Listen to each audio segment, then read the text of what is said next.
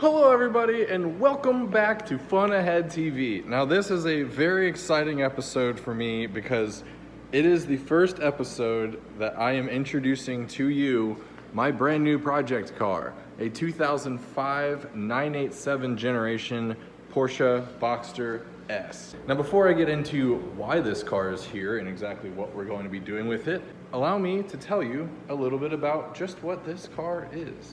Okay, so like I said, this is my 2005 Porsche Boxster S that I just bought a few days ago, and boy does it look pretty sitting next to my 996 Porsche Carrera 4.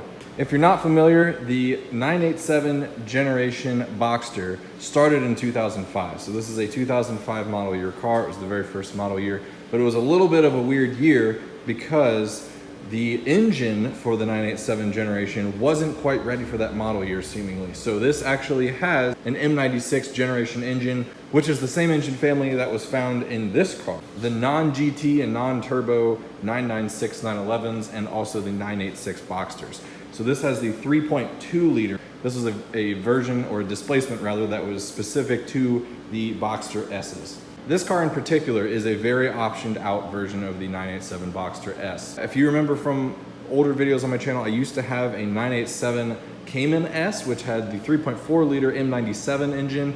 That was a 2006 model year. Actually, the Cayman wasn't even offered in 2005. Boxster kind of kicked off the 987 generation, but my Cayman was very much a base model. This, however, is very much not. So right off the bat, you can see it has the 19-inch lobster claw wheels, which are a very sought-after wheel for people who are enthusiasts of 2000s Porsches. That's about the main thing that you can see from the outside. But when we go inside, you can see that this car has some options. So manual transmission, obviously, is the only way you should ever get a Porsche. Looking at the dash, you can see that it has the Sport Chrono package. This clock allows for the tracking of lap times when you cross the start-finish line. Pretty cool. Additionally, it does have the sports seats, which are a highly sought-after thing. A lot of guys who own 996s and 986s will buy used sports seats from the 987, 997 generation to swap into their cars because these seats, quite frankly, are incredible. Additionally, those seats are heated, which is nice. In the center stack, we can see that it's not just the base center stack configuration. It does have GPS and basically the full center screen there for infotainment. In addition to that, it does have PASM, which means Porsche Active Suspension Management, I believe is that acronym. So that basically is just adaptive dampers for the suspension, so you can flip it into sport mode and it gets much stiffer, or you can have it be set to a softer, more loamy setting if you're cruising on a bumpier road. Oh, additionally, it does have the Bose sound system. There's a sweet little subwoofer in between the two seats. So let's go ahead and talk about this particular car, what its deal is, why it's here, and what we're going to be doing with it. It has currently, as I can see it, 97,579 miles on the clock. A decent bit of mileage, but not terrible, all things considered.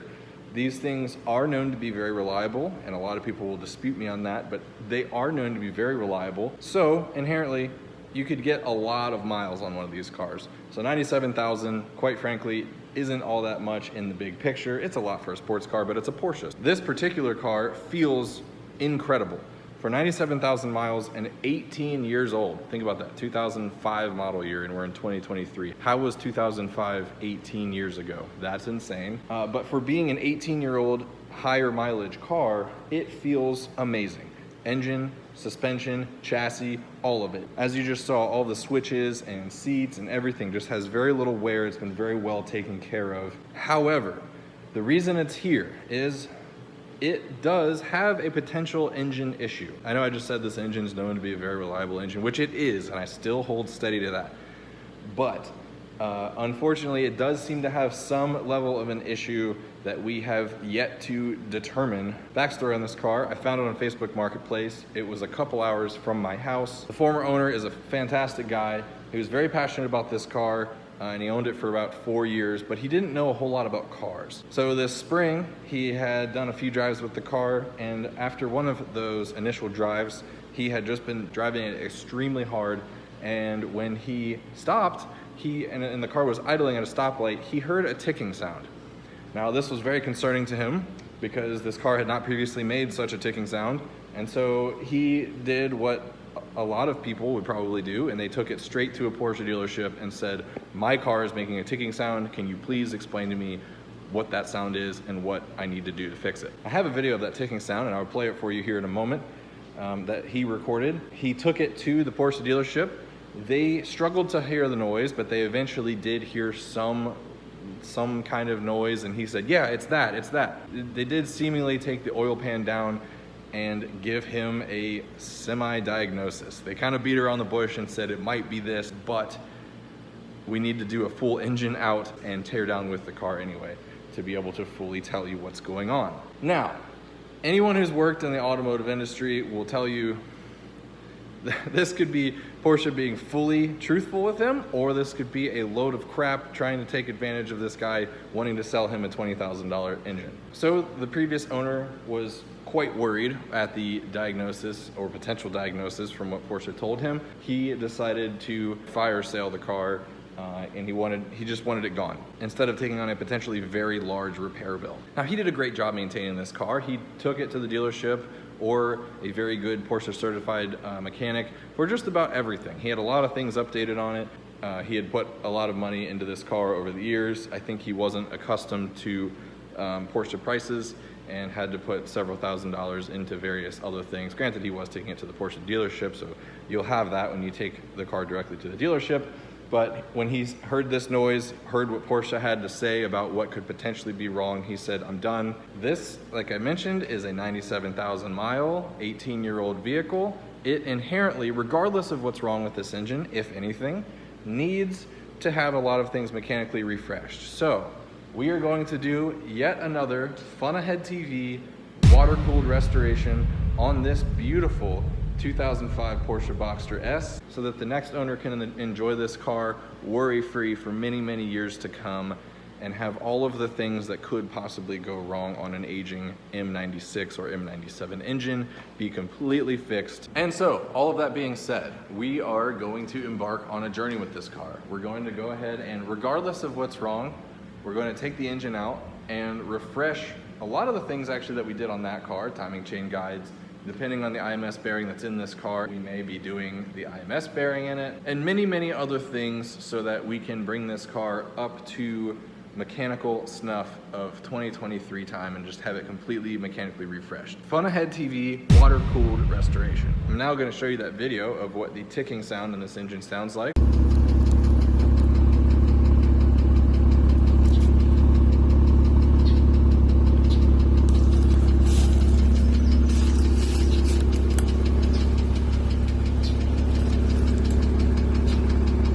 So as you can hear, there's an audible tick sound. However, I've driven this car a couple hundred miles since owning it. I had to drive it home and I had to drive it to go get it titled because it was an out-of-state car. So inherently I had to drive it some. And I have not once heard that sound. So with that bit of evidence, Porsche guys, start formulating your hypothesis for what could be wrong with this car with that bit of information. What does that sound like to you? Anyway, we will talk more about that as we move on, and as we learn more about the car and the state of the engine. First, I'm gonna go ahead and plug in my Durametric scan tool so that we can look at just what the engine has to say. There are some stored codes that are currently throwing a check engine light, so we're gonna go ahead and read those codes. We'll also get an idea of what the over-revs are for this engine. Okay, we are on board. Of course, we have the ignition just turned on. I've turned all this off to not drain the battery while we're sitting here. So we're gonna go through and pull open the engine module. So we're gonna look at fault codes first. Okay, so you can see that we have P0456, which is a fuel system fine leak. Somewhere there is a very small leak in the system. It's possible that this could have happened just from having the fuel cap not tightened on it fully. Usually that's actually a large leak. But you know, we'll have to look into that eventually anyway. We might have to do a smoke test on the fuel system to see what we can find, but actually fine leaks are kind of a pain because they are exactly that. They're a very tiny leak, and the EPA mandates that you be able to detect extremely small leaks, so not always detectable, or easily detectable rather, by a smoke check. So the other two that pertain to us very much are misfiring, P0300, and P0304, which is a specific misfiring cylinder. At some point, cylinder 4 was misfiring, which obviously set this one as well. They both get set kind of together. You can either have like a specific cylinder or cylinders, or you can have random multiple misfire, and so it kind of just depends on what kind of misfire you have. This specific code is kind of indicative of there being an issue specifically with something having to do with cylinder 4. If it was something like a manifold pressure sensor or an O2 sensor causing misfire, then you'd have random multiple misfire where basically the air-fuel ratio isn't able to be calculated properly, for example, and then you just have all cylinders having a misfire. But in this case, something is specifically happening with cylinder 4. I know what you're thinking, and you're probably thinking bore scoring, which is a thing that can cause misfire. However, we'll talk about that more in a minute. So those are the stored fault codes. I'm not going to erase those yet. So going to information, this is where we can find the over-rev count. These ranges indicate how far above engine red line it was over-revved. So range 1 is basically like at the rev limiter. So it's seeing this many ignitions at range 1, that's not a concern. That's basically just means, yeah, someone went up and hit the rev limiter. If you see ranges above this, it's indicative that someone maybe money shifted it, and money shifting meaning like they downshifted into too low of a gear and let the clutch out, so then the wheels force the engine to go at a much higher RPM than allowable. And my understanding is, I think Porsche has not released the exact range definitions, but I think if you have a few fires per range, like range 2 is fine if you have like a low number.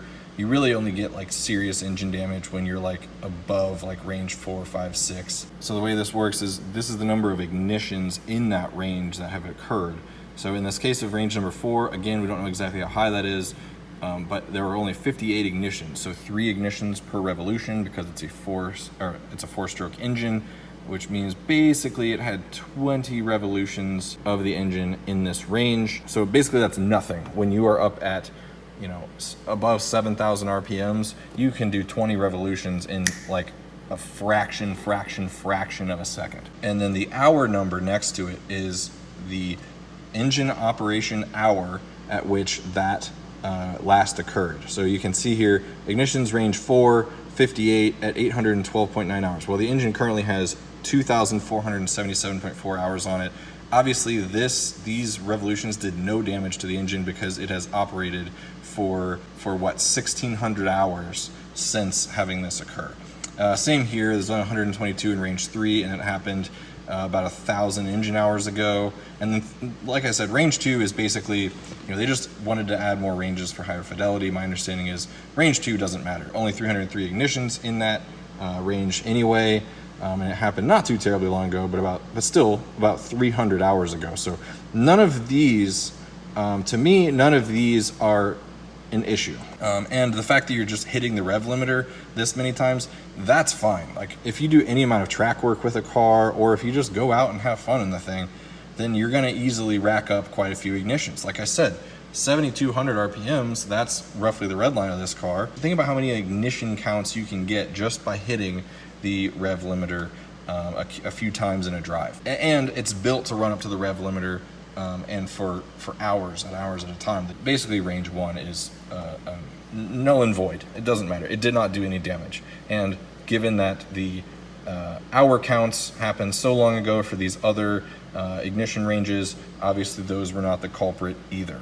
And we have no 5 and 6 ignitions, which is fantastic. So we've seen the fault codes, and we have also looked at the over-rev count.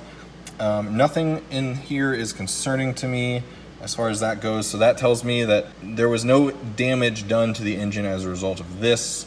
And so I think the fault codes are going to be a more telling thing as far as what exactly was wrong. All right, now to kind of help think through the diagnosis of this engine, we're next going to lift the car up. I ran the car just a little bit ago so that the oil is hot, and we'll do a proper drain. And we will also take an oil sample to send off to Blackstone Oil Analysis so that we can see exactly if there's any high metal counts in the oil, and that should be another very good indicator for exactly what is going on with this engine. So that, of course, that takes about a week or a week and a half to send off an oil sample and then get the results back.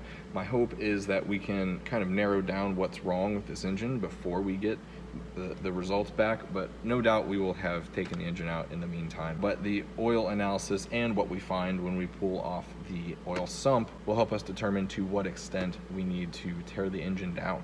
I know what you're thinking. Bore scoring is probably the #1 culprit, because if there's a specific cylinder misfiring, especially with M96 and M97 engines, then that tends to be the culprit. However, the 3.2 liter engine, which is the one that's in this car, is not known to suffer from bore scoring. I know a lot of you keyboard warriors are sitting there going, oh, that's not true, those engines are glass, they all have bore scoring. If you go to Ellen Engineering's website, they are probably the leading voice on the bore scoring issue in the first place. They specifically say on their website, the 3.2 liter engines do not suffer from bore scoring, are not known to suffer from bore scoring. And they're the ones that have the multi-$1,000 solution to this issue. And they will gladly sell anybody the engine rebuild that they offer. But they will straight up tell you on their website that this engine is not one that is known to suffer from that issue. So that's one kind of saving grace. Hopefully we don't have bore scoring, because if we do, that is going to be a pretty in-depth and pretty expensive issue to resolve. Oh, hey everybody. So, as you can see, I've got the car on the lift right here. I'm gonna go ahead and conclude this first video just kind of introducing the car. Ended up being a little more content than I initially thought it would be. But as you can see, the oil is draining right here. So, please stay tuned. We're gonna talk about this in depth in the next video. We'll talk about our findings and just kind of find out what we find out. But please, in the meantime, drop a comment below and let me know what you think is wrong with this engine, just based on what we've talked about in this video. It'll be very interesting to hear your thoughts. You know, maybe in the next video, I'll start to share with you some of my thoughts about what I think is wrong with this car. And then we can kind of compare notes, and then we can actually find out together exactly what is going on with this thing. So thank you so much for tuning into Fun Ahead TV. As always, please like this video if you enjoyed it, and please subscribe if you want to see more videos like this in the future. This is the first part of a many-part series on this car. We're going to do a full water-cooled mechanical restoration on this puppy to get it back on the road for the next owner so that they can enjoy it stress-free for many, many years to come. Something that I absolutely love to do, and I'm very excited to see this car back on the road and kicking butt very soon. So thank you so much again for tuning in to Fun Ahead TV, and I will see you all in the next episode. Goodbye.